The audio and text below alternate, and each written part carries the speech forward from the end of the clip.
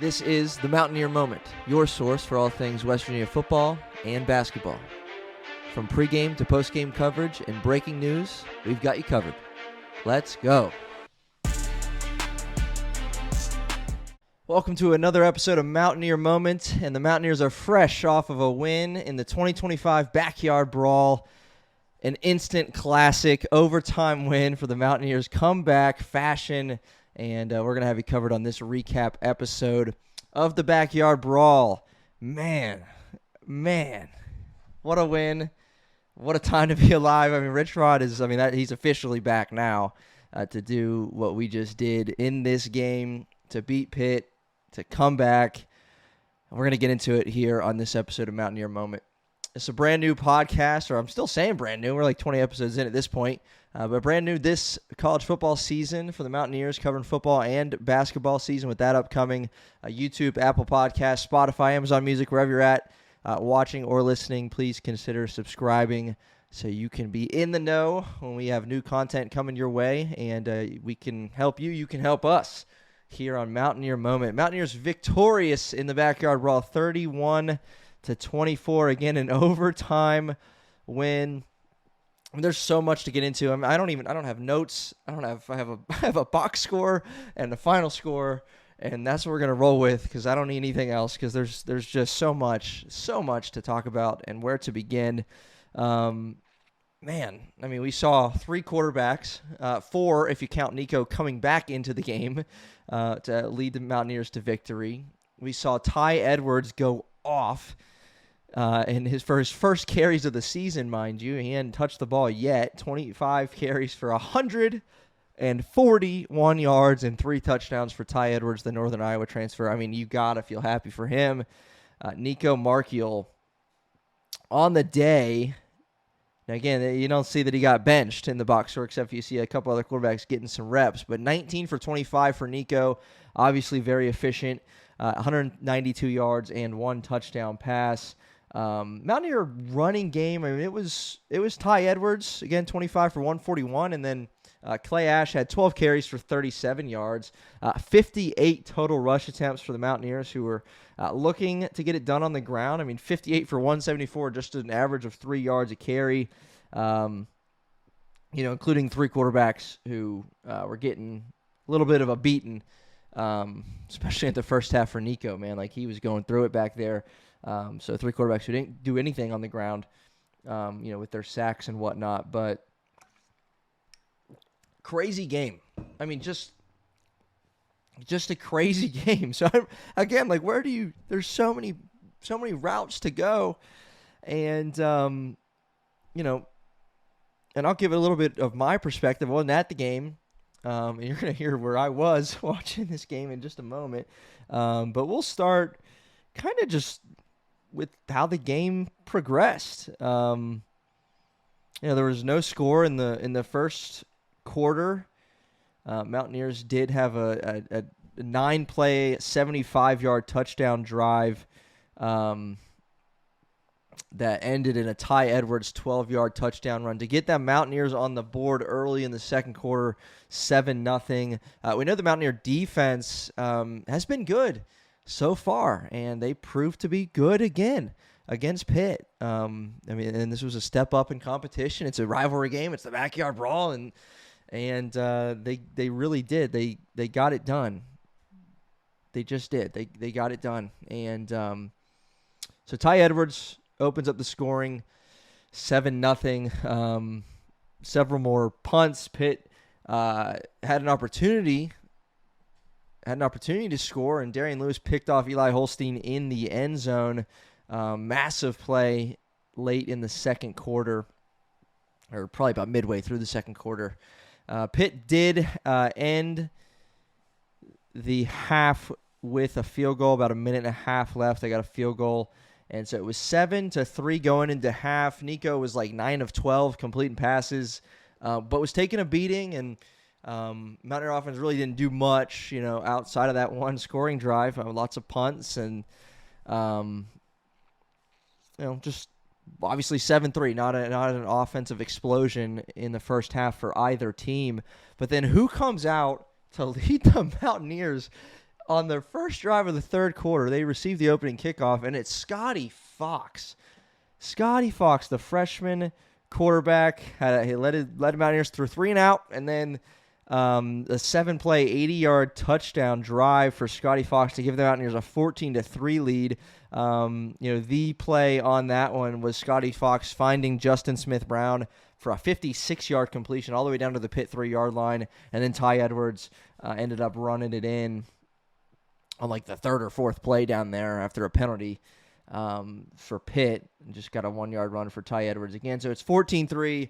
We're approaching midway through the third quarter. Vibes are obviously high. And, Pitt responded to that with a touchdown and a 2-point conversion. Scotty Fox comes back out, throws a pick.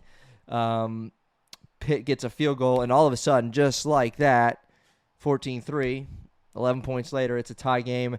Next drive, Scotty Fox throws another pick, and that ain't good. Then Pitt gets a field goal. West Virginia can't do anything. Pitt gets a touchdown. All of a sudden, it's 24-17, or 24-14, in favor of Pitt.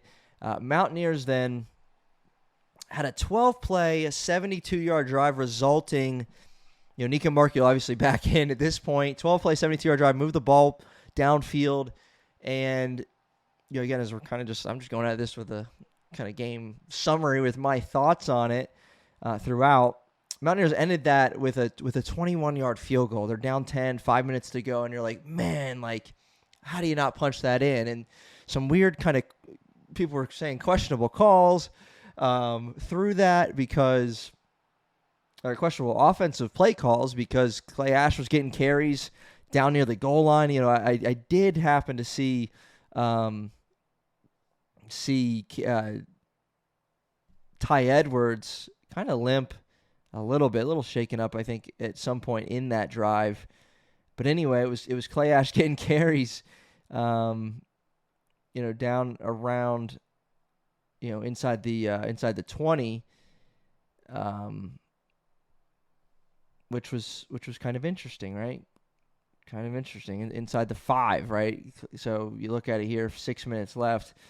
Mountaineers are second goal at the 4, or first and goal at the 8. Clay Ash gets 4 yards. Nicco gets a yard, and so it's third and goal from the Pitt 3, and you're like, where's Tye Edwards? And it wasn't Tye Edwards, it was Clay Ash getting a carry for no gain, and then you kick a 21-yard field goal. I wasn't, deflated, we got points, but at that point, I'm like, man, because we've seen this offense struggle. We've seen them struggle in every game this season. And so now you're giving it back to Pitt. You're down 7. There's 5 minutes. Yikes. And you do that because all you were able to get was a field goal. Pitt then is forced to punt, and Mountaineers got the ball on their own 13 with 2.5 minutes left, and Nicco Marchiol leads them down the field. A 13-play drive, by the way, with 2.5 minutes. A 13-play drive capped off by Nicco Marchiol finding Grayson Barnes for a 2-yard catch. Grayson Barnes had a couple plays late in this one that helped the Mountaineers, get the victory. But a nice 2-yard grab with 11 seconds left. You make the extra point, it goes to overtime. Mountaineers obviously find the end zone with Tye Edwards on a 1-yard scamper in the I forget what someone called it, but it was a super loaded, just 9 offensive linemen out there, and Tye Edwards followed his blockers into the end zone, and then Pitt couldn't do anything, obviously, on their last drive, went backwards, and on is the celebration in Morgantown, 31-24 in favor of the Mountaineers, and again, a lot to, that's just a quick kind of, this is what happened, but how about Nicco Marchiol? First off, right? How about Nicco Marchiol, who gets benched? And you could say we're just trying to find a spark. We're trying to find this. He got benched coming out of half, and his numbers weren't bad. Offense just wasn't doing it. Really outside of one drive, certainly wasn't up to Rich Rod's standard, and offense just wasn't doing it. It wasn't necessarily Nicco. Offensive line struggled.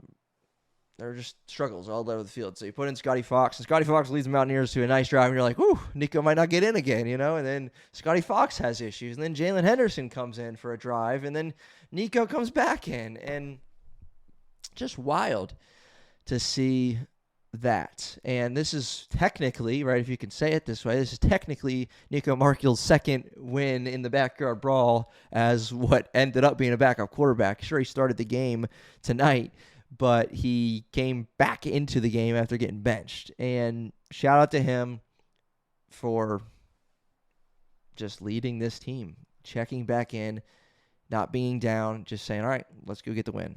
And that's exactly what he did. I mean, Mountaineers needed points on their last 2 possessions in regulation, and they got them with that field goal and the 87-yard touchdown drive over 13 plays with Nicco leading the way. And then, in overtime, an 8-play drive, capped off by Tye Edwards, but Nicco's leading the way, leading the offense. He, on those last few possessions, again, small sample size, but we saw the Nicco that we saw against, and again, Robert Morris is terrible, with all due respect, but we saw the Nicco Marchiol that was comfortable again. I just mean it in that regard, because against Ohio, he wasn't comfortable. Against Ohio, there were lots of issues. But we saw Nicco Marchiol in those last 3 drives where he got 17 points. We saw a quarterback that was comfortable in the offense. And no Jaheim White, obviously done for the season, and we've talked about that extensively on this podcast over the last week since that game against Ohio. And then we've talked a lot, too, about this running back situation. I've written articles and recorded podcasts about this running back situation, and you got to figure it out. You got to find a guy. Is it really going to be Clay Ash? And Tye Edwards, no carries through 2 games. I get wasn't able to practice with the team, but then he was. But then he's dressed up, and so is he in game shape? Is he this? Is he that? Tye Edwards is incredible. I mean, they were talking about on the broadcast too. This is going to be a guy who's going to be remembered for this game against Pitt. 3 touchdown performance on 25 carries for 141 yards. I mean, he was so good from his first carry to his last carry. He was running so hard. You see, comments all over Twitter about just he clearly wants that job. He wants the carries, he wants the job, and man, did he earn it. Did he earn it? And his first 25 carries as a Mountaineer come in the Backyard Brawl, and he gets 3 touchdowns and 141 yards. Absolutely nuts. Tye Edwards is really, really, really good. And so you get questions answered about this running back situation in about as positive of a way as you could have gotten. Now, again, this game, it's not like it was ugly. It's not like they weren't without their issues, And I mean, the announcer on ESPN referred to, when Jalen Henderson checked in to be the 3rd quarterback, was like, man, this is like pickup basketball, right? I mean, this was crazy. Guys just subbing in and out.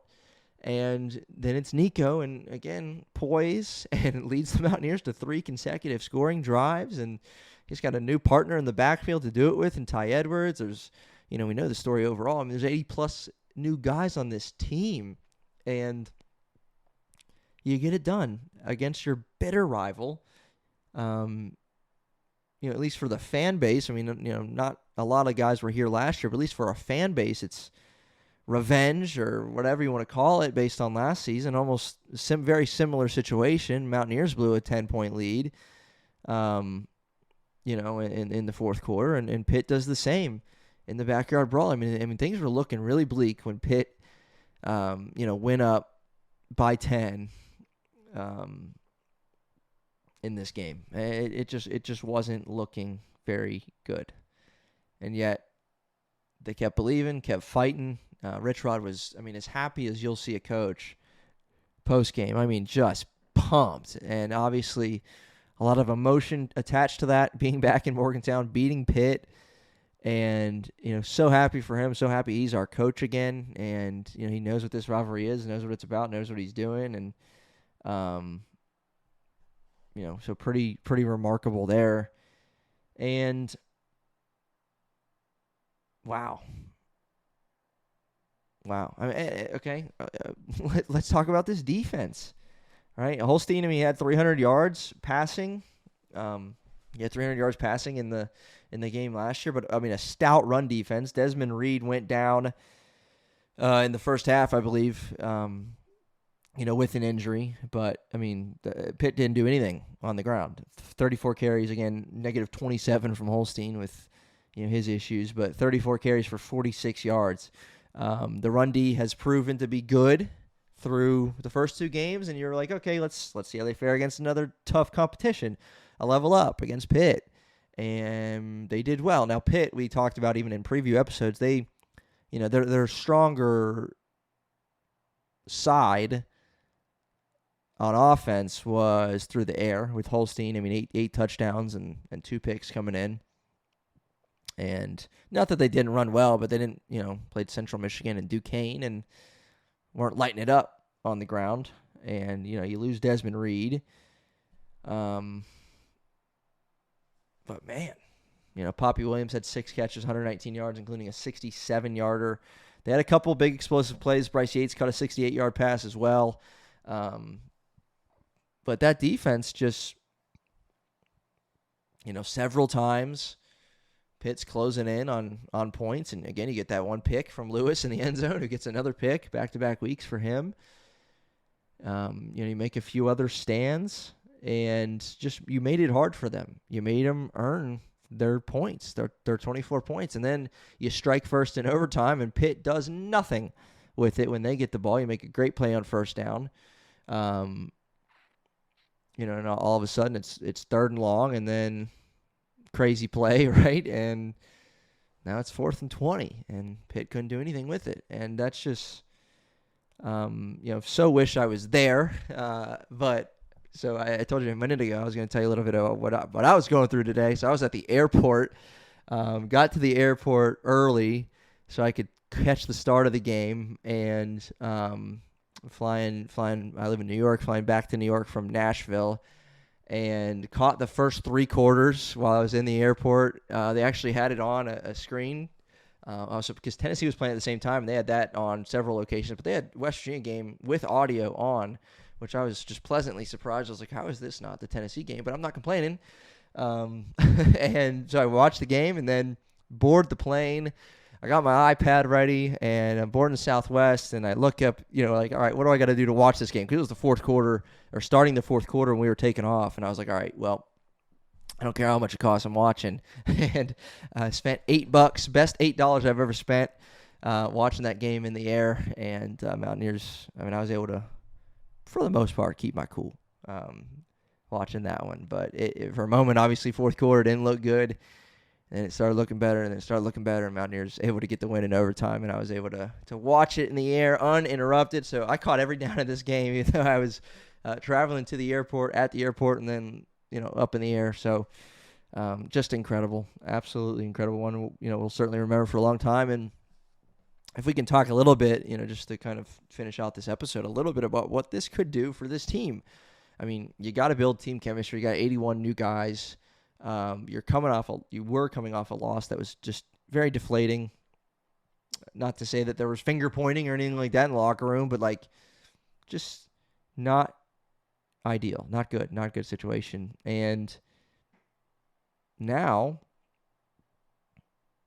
it's hard. You'd be hard pressed to find a better kind of momentum builder for a team. A comeback victory in overtime against your rivals with new guys stepping up. I don't know how I've gotten so far into this episode. My apologies, Rodney Gallagher, who had 7 catches for 61 yards. That's got to be a career high in catches for him. Just got it done. It seemed like every time he was targeted, he was getting it done. Really, really good game from Rodney Gallagher. Grayson Barnes, obviously that tight end. We've talked a little bit about him, but 5 catches, 58 yards, and that touchdown, 34-yard catch on one of those last 2 drives in regulation. I believe it was a 3rd down in 4-down territory. Obviously, he went across the middle. Nicco hit him. Beautiful ball. Beautiful grab as well. Justin Smith-Brown again, 56-yard catch, courtesy of Scotty Fox, courtesy of Scotty Fox. Cam Vaughn on the field often, and when he did catch it, it was good. 3 catches, 34 yards. But, man, this is just... What a win. What a win. And again, I think Now you're heading into Big 12 play. And it's got to be feeling really good. I mean, even Rich Rod postgame again, he was so hyped, so excited, and said, we're going to celebrate this for 24 hours, and then it's on to conference play. And you have to find a way to bottle this energy, bottle this whatever, and carry it with you into your road game at Kansas next week. I mean, you got to find a way for that to make its way to Lawrence with you. Like, you just have to. Because this has all the potential of something to really be carried with you as momentum, and you got to seize that opportunity. You just have to. You just have to. And so we'll see what West Virginia does with this, and maybe another episode. I'm not sure at the moment. Again, I literally just got off the plane, got home, started recording, and so we'll see what comes from this before we get into Kansas. But certainly more episodes coming your way, either about Pitt or about Kansas over the next few days. And again, this is Mountaineer Moment. Mountaineers win the 108th edition of the Backyard Brawl in overtime, in comeback fashion, with a quarterback who got benched twice, technically, with two guys coming in to replace him, comes back in, doesn't shake him at all, gets the win, with a running back who debuts, he was on the field a little bit in the first two games, but debuts as far as carries are concerned, and just went off for 3 touchdowns, 25 carries, 147 yards. You just love to see it. You love to see this win. I could keep going, but this is Mountaineers won the Backyard Brawl, and Pitt had guys falling over the field everywhere. Rich commented on this postgame, and just hilarious. If you haven't watched that, you should go watch Rich Rodriguez postgame presser. I think it's only like 12 minutes. Pitt guys just falling all over the place, cramping up or whatever, all throughout this game, and trying to slow us down or whatever. But it obviously did not prevail in the end. Mountaineers win, and we should celebrate this one in more ways than one, and for more reasons than one. This one deserves to be celebrated. But that's it for this episode of Mountaineer Moment. We will see you next time. Let's go Mountaineers.